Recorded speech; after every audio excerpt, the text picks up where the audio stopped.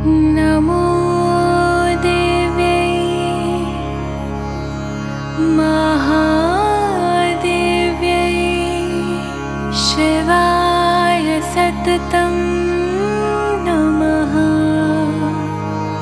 नमः प्रकृत्यै भद्रायै नियताः प्रणतास्मता।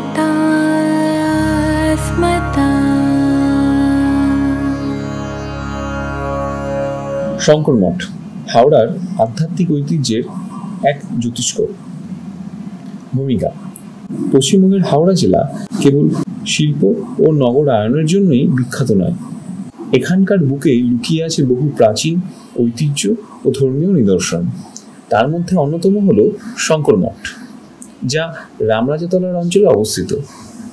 শতাব্দীর পর শতাব্দী ধরে এই মঠ হয়ে উঠেছে হাওড়া জেলার একটি গুরুত্বপূর্ণ আধ্যাত্মিক কেন্দ্র।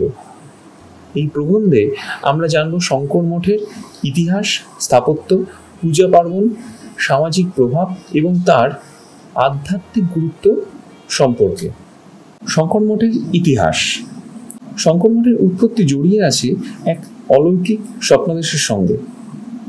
কথিত আছে প্রায় 250 থেকে 300 বছর আগে অযোধ্যা রাম চৌধুরী নামে এক সম্ভ্রান্ত ব্যক্তি এক রাত্রে স্বপ্নে আদেশ পান, স্বয়ং ভগবান রামচন্দ্র তাকে পুজোর নির্দেশ দিচ্ছেন।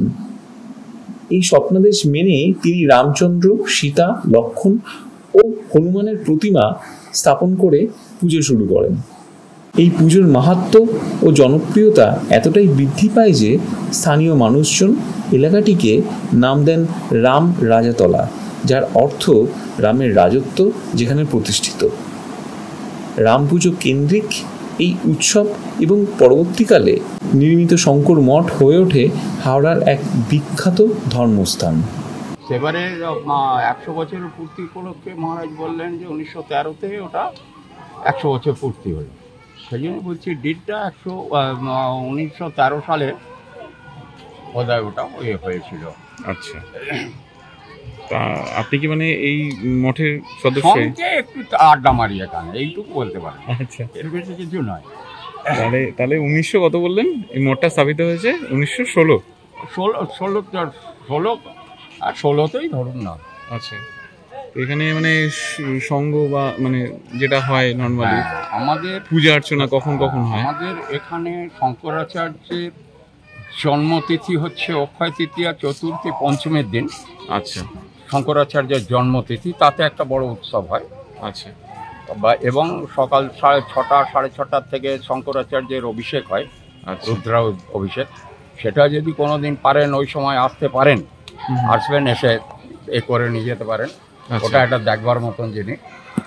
আর আমাদের তারপরে ওইটা থাকে। তারপরে আমাদের এখানে ডিসেম্বরে কোনো একটা তারিখে, এবারে তিথি অনুযায়ী সেটা পড়ে, সেখানে সাধু ভান্ডারা হয়। আচ্ছা, এবং দুর্গা পুজো হয় আমাদের এখানে। 100 সাধু ভান্ডারা। এরপরে আপনার দুর্গা পুজো হয় আমাদের এখানে এই মন্দিরেতে, এই নাট মন্দিরে এইখানে বসে। আচ্ছা আচ্ছা, বেশি হাইট হয় না। আমাদের এই যে সিঁড়িটা দেখছেন, ওই সিঁড়ির লেভেলে থাকে, মানে সামনেই এখানে হয়। হ্যাঁ, সামনে হয়। কারণ আমার দুর্গা মা যদি বড় হয়ে যায়, আমার তো মানে শঙ্করাচার্য, তার জন্য ওটা এতে রাখা হয়, 6 ফুটের ভেতরে রাখা থাকে। আচ্ছা, আর আপনার ওই সময় নবরাত্রিতেই তো দুর্গা পুজোটা, এই একটা নবরাত্রি গেল। এই নবরাত্রি থেকে আমাদের এটাই একটা, আজকে নবমীতে একটা কুমারী পুজো হয়, গণকুমারী। আচ্ছা, সেটা আজকেই হয়ে গেছে। কোনো ভেদাভেদ, কোনো জাতি নির্বিশেষে, আচ্ছা, সব জাতির যে কোনো জাতের থেকে কুমারী আসুক, আমাদের এখানে পুজো করা, কুমারী পূজন এবং ভোজন, এটা করানো হয়। আরেকটা দুর্গা পুজো যেটা হয়, মানে মহালয়ার পরের দিন থেকে, দ্বিতীয়া থেকে নবরাত্রি শুরু হলো এবং নবদুর্গার আরতি শুরু হয়। যেরকম বেনারসে গঙ্গা আরতি হয়, এখানে 9 দিন ধরে আরতি করে। ওই আরতিটা গঙ্গা আরতির মতনই এটা হয়।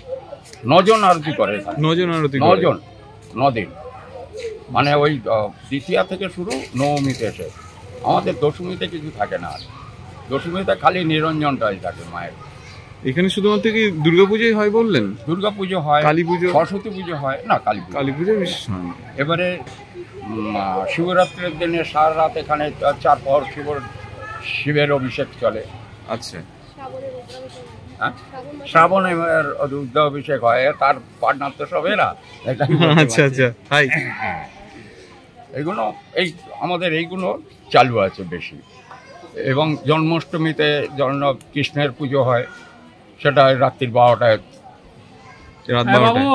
আর একটা গামলা আনিয়ে দিতে বল। হ্যাঁ, আর কেউ যদি মানে এই সন্ধ্যারতি দেখতে যদি আসে তাহলে তাকে আসতে হবে। আমাদের রেগুলার তো সন্ধ্যারতি থাকে। এটা এখন সেটা 6:30 শুরু হয়, 6:30 থেকে 6:30 থেকে 7টা অবধি হয়। আর আপনার মানে ওই নবরাত্রির যে আরতিটা, ওইটা 7টা থেকে শুরু। 7টা থেকে, কিন্তু 6:30টার আগে আপনাকে আসতে হবে। 6:30 থেকে মহারাজ প্রবচন দেন কোন দিনে কোন মায়ের পুজো হচ্ছে। আচ্ছা, 9 দিনে তো 9টা মায়ের পুজো হয়। মহারাজ তো আসেন 9টা রূপ, হ্যাঁ, সেই 9 দিনে 9টা রূপের পুজো হয়। মানে কোন দিন কোন মায়ের পুজো হলো এবং কোন মায়ের আরতি হচ্ছে, এইটা মানে উনি প্রবচনে বলে দেবেন। ওটা আধ ঘন্টা বলেন, আধ ঘন্টা 6:30 থেকে 7টা। তবে ওটা আবার মাঝে 2-1 দিন অসুবিধে হয়ে যায়, ধরুন দুর্গাপুজোর সময় কোথায় ফিতে কাটা, উদ্বোধন, এইগুলো তো থাকে, মহারাজ বেরিয়ে যান, সেই দিনটা মাঝে মধ্যে 1-2 দিন হয়তো গ্যাপ যায়, একটু গ্যাপ চলে যায়। মানে ষষ্ঠী হয় না, চতুর্থী পঞ্চমী এটা গ্যাপ যায়। আর এখানে ভোগের ব্যবস্থাটা বললেন, এটা তো নরমাল আজকে হচ্ছে রেগুলারই। রেগুলার ভোগ আছে আমার, রেগুলার 40 থেকে 50 জনের রান্না হয়। আচ্ছা, তার জন্য কিছু কুপন সিস্টেম আছে আমাদের এখানে? কুপন সিস্টেম নেই। দূর দূরান্ত থেকে কেউ যদি এসে হয়তো বলে আমি অমুক জায়গায় এসেছি, একটু প্রসাদ পাবো কিনা, তো হয়ে যায়। ভোগের ব্যবস্থা তাহলে হয়ে যায়, 1-2 হলে হয়ে যায়। কারণ অতজনের রান্নার মধ্যে 1-2 নষ্ট হলো না, বুঝতে পেরেছি। একটু বেশিই হয় আমাদের রেগুলার। এখানে আসার ব্যবস্থাটা কি আছে আপনাদের? এখানে সামনে একটা ট্রেনের আওয়াজ শুনলাম, রামরাতলা স্টেশন, হাওড়া থেকে রামরাতলা। আচ্ছা, এখানে ওয়াকিং ডিস্টেন্সে মাত্র 1 মিনিটের মধ্যেই। হ্যাঁ, এই তো প্ল্যাটফর্ম দেখা যাচ্ছে। আচ্ছা, ওটাই প্ল্যাটফর্ম। আচ্ছা, এই 3 সেক্টর পরে। আচ্ছা আচ্ছা, এই জন্য তো কাছ এটা থেকে হচ্ছে রেলের কোয়ার্টার, ওই যে অ্যাসোস্টারের সেটটা দেখতে পাচ্ছেন, হ্যাঁ, রেল কোয়ার্টার, তারপরেই রেল লাইন। আচ্ছা আচ্ছা, বুঝতে পেরেছি। আরেকটা আছে আপনার, এখন মেট্রো চালু হয়েছে ময়দান থেকে। আচ্ছা, ওইতে এলেন, সেটা করে অটোয় করে আপনি এখানে একদম সংক্রমণ। এখন তো পুরো বন্ধ, কিছু কিছু জায়গায় পুরো একদম স্ট্রিক্ট। এখানে আগে রাম পুজোর জন্য কিছু বন্ধ রাস্তা। এখানে প্রত্যেক রামনবমীতে আপনার যে মিছিলটা, যে জৌলসটা আছে, সেটা আপনার এখান থেকেই, এখান থেকে শুনলাম শুরু হয়। সেটা এখান থেকে, এবছর এখান থেকে বেরোবে, এখান থেকে বেরোবে। ধন্যবাদ আপনাকে, ধন্যবাদ আপনাদের দুজনকে। আর এখানকার কোনো মানে থাকার ব্যবস্থা আছে যারা দূর থেকে আসে, নাকি না থাকার ব্যবস্থা নেই? সেরকম মানে পরিচয়পত্র দিলে থাকার ব্যবস্থা আছে, তার জন্য কোনো টোকেন নেই, কিছু একটা আছে নরমাল একটা কিছু দিয়ে করতে পারে। ওটার মধ্যে থাকা খাওয়ার ব্যবস্থাই থাকে নাকি না আলাদা করে? সেটা থাকা খাওয়ার বন্দোবস্ত আছে। কোনো কন্ট্যাক্ট নাম্বার? হ্যাঁ, কোনো কন্ট্যাক্ট নাম্বার আছে মঠের? মঠের কন্ট্যাক্ট নাম্বার তো আছে, কিন্তু সেটা তো সবসময় ধরার মতো নয়। আচ্ছা, হ্যাঁ, সেটা ওই আমাদের নাম্বার নিয়েই আপনাকে আসতে হবে। তো নাম্বার যদি বলে দেন, কোনো একজনের কন্ট্যাক্ট করতে চান বলুন। 9143510965। আপনার নামটা? সীমন্ত ঘোষ। ধন্যবাদ। এখানে ঘোষদা বললেই হবে, এখানে সীমন্ত বললে কেউ বুঝতে পারবে না। যে কোনো আমাদের এখানে বেদ বিদ্যালয়, হ্যাঁ, ওখানে একটা বেদ বিদ্যালয় আছে, বিদ্যালয় আছে, 15 ছেলে পড়ে, তাদের জন্য টিচার আছে। আচ্ছা, হ্যাঁ, বেদ অধ্যয়ন করে তারা এখানে। শঙ্কর মঠ শুধুমাত্র এক ধর্মীয় স্থান নয়, এটি এক আধ্যাত্মিক শিক্ষার কেন্দ্রও বটে। বহু সন্ন্যাসী ও সাধক এখানে ধ্যান এবং সাধনা করেছেন। এই মঠে অবস্থান করলে এক প্রকার মানসিক প্রশস্তি ও ঐশ্বরিক শক্তির অনুভূতি হয়, এমনটাই বলেন বহু ভক্ত। এছাড়াও রামায়ণের শিক্ষা ও আদর্শ এই মঠে নানাভাবে প্রচারিত হয়, যা মানুষকে সত্য, ন্যায়, কর্তব্য পালনের পথে এগিয়ে যেতে উদ্বুদ্ধ করে। এটা একটা মন্দির? করেছিলেন, প্রতিষ্ঠা করেছিলেন, ওনারই সমাধি। ওনার ওখানেও মূর্তি রয়েছে। ওনার নাম কি? স্বামী পরমানন্দ পুরী। স্বামী পরমানন্দ পুরী। স্বামী পরমানন্দ পুরী। তার উপরে শিবলিঙ্গ তৈরি। আচ্ছা, মানে এখানে কেউ মানে পুজো করতেই আসতো না, যার জন্য শিবলিঙ্গ বসিয়ে এটা রোজের একটা পুজোর বন্দোবস্ত হয়েছে। আচ্ছা।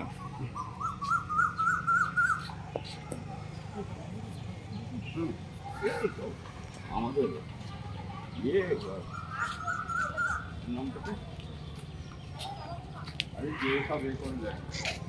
বর্মা 100 বছর পুরনো যজ্ঞশালা। 100 বছরের পুরনো নয় এটা, মানে যজ্ঞটা তো এখানে 100 বছর ধরে। হ্যাঁ 100 বছর ওই জায়গাতেই যজ্ঞ হয়ে আসছে, কিন্তু যজ্ঞ স্থলটা একটু বাড়ানো হয়েছে। আগে ছোট ছিল, বুঝতে পেরেছি। এটা বছর ওই কুণ্ডতেই যজ্ঞ হয়। ওই কুণ্ডতেই যজ্ঞ হয়। আজ 100 বছর ধরে জায়গাটা বড় করা হয়েছে, আগে ছোট ছিল।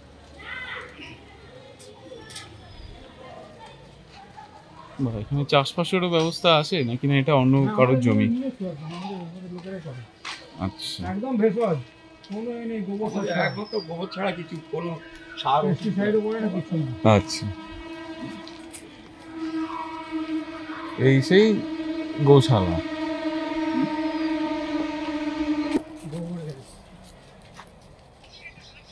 বাহ, খুব সুন্দর আপনাদের ইয়ে আছে, গোবর গ্যাস হয় এটাতে।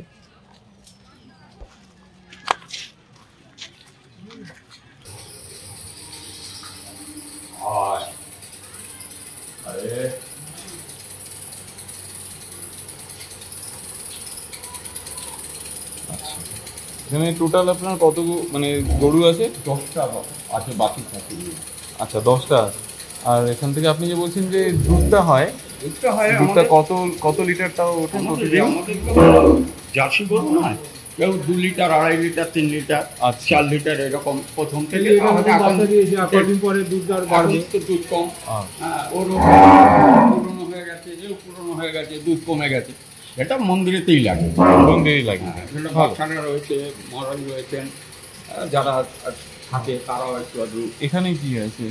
এদিকে আপনার এই খড় কাটার জন্য জায়গা রয়েছে। কি কিসের জন্য? খড় কাটা। খড় কাটা।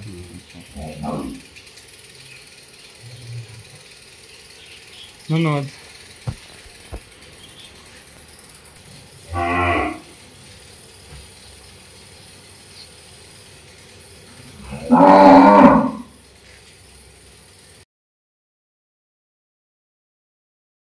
শঙ্করমঠ কেবল ধর্মীয় কাজেই সীমাবদ্ধ নয়, এটি স্থানীয় সমাজেও গুরুত্বপূর্ণ ভূমিকা পালন করে। এখানে অন্নদান, বস্ত্রদান, স্বাস্থ্য ক্যাম্প ইত্যাদি নিয়মিত অনুষ্ঠিত হয়। স্থানীয় দরিদ্রদের সাহায্য করা, ছাত্রদের মধ্যে শিক্ষা সামগ্রী বিতরণ এবং প্রকৃত দুর্যোগে ত্রাণ সরবরাহ করার মতো কাজগুলিও পরিচালনা করে এই মঠ। মঠের আশেপাশে গড়ে উঠেছে ছোটখাটো দোকান, ব্যবসা, যা স্থানীয় অর্থনীতিতেও অবদান রাখে। শঙ্করমঠ হাওড়া জেলায় রামরাজাতলা এলাকায় অবস্থিত। হাওড়া স্টেশন থেকে রিক্সা, অটো বা ট্যাক্সি করে সহজেই পৌঁছানো যায়।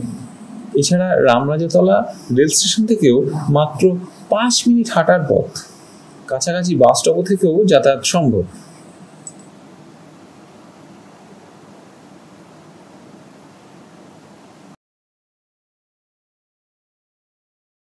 উপসংহার: শঙ্করমঠ কেবল একটি ধর্মীয় স্থান নয়, এটি হাওড়া জেলার এক বর্ণাঢ্য ঐতিহ্য, যা ইতিহাস, ভক্তি, শিল্প ও সমাজসেবার এক অপূর্ব সংমিশ্রণ। যুগের পর যুগ ধরে এটি শুধুমাত্র ভক্তদের আত্মিক প্রশান্তির স্থান নয়, বরং সমাজের নানা স্তরে এক ইতিবাচক প্রভাব রেখে চলেছে। একবার যদি আপনি এই পবিত্র স্থানে যান, আপনিও এই মঠের আধ্যাত্মিক শক্তি ও ঐতিহ্যের সঙ্গে একাত্ম হতে পারেন।